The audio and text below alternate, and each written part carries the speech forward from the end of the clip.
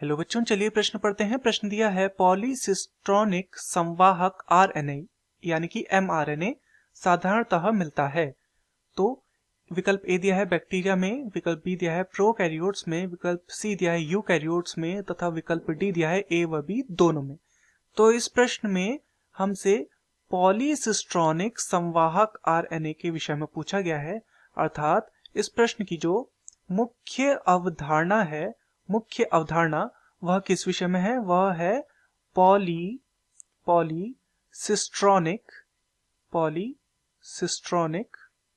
Polycistronic संवाहक RNA. तो इसके विषय में हमें बताना है। तो चलिए सबसे पहले हम ये देखते हैं कि पॉलीसिस्ट्रॉनिक संवाहक आरएनए होता क्या है। तो वास्तव में क्या होता है कि जो कई प्रोटीन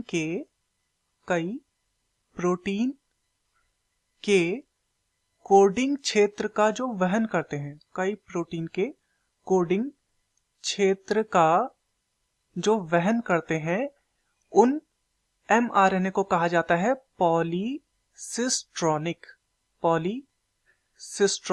एमआरएनए उन्हें कहा जाता है, या पॉलीसिस्ट्रॉनिक संवाहक आरएनए उन्हें कहा जाता है, जो कई प्रोटीन के कोडिंग क्षेत्र का वहन करते हैं। तो वास्तव में होता क्या है कि अनुलेखन की इकाई के आधार पर एमआरएनए के दो प्रकार होते हैं। एमआरएनए यानी कि संवाहक आरएनए के दो प्रकार होते हैं। किसके आधार पर? अनुलेखन की इकाई के आधार पर। तो पहला जो प्रकार होता है वो होता है हमारा मोनोसिस्ट्रॉनिक।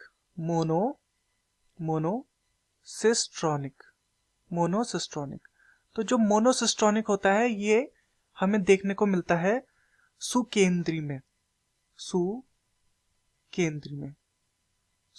में, अर्थात यह हमें देखने को मिलता है यूकैरियोट्स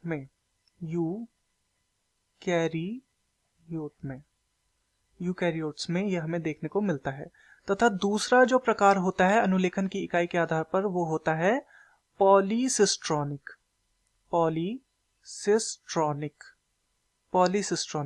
तो जो पॉलीसिस्ट्रॉनिक होता है ये हमें देखने को मिलता है असीम केंद्री में या फिर प्रोकैरियोट्स में,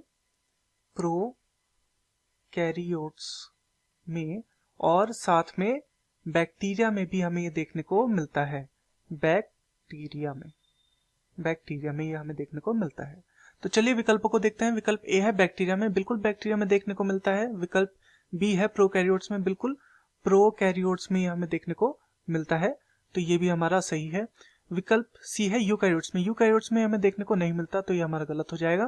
तथा विकल्प डी है ए व बी दोनों में, तो इसके अंतर्गत ये दोनों विकल्प आ जा रहे हैं, तो इसलिए विकल्प डी हमारा सही उत्तर होगा।